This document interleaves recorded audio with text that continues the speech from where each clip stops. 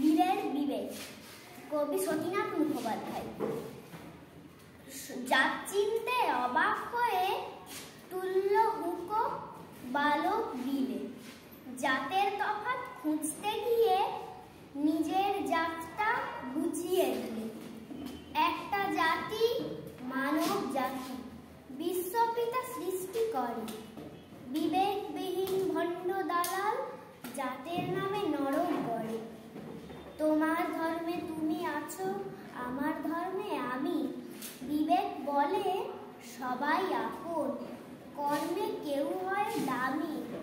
সহজ সরল সত্য পথে চলছে যারা তারাই মানুষ, বাকি যারা বিভেদ ছড়ায় গুঁড়িয়ে দাও সে পাপের ফানুস।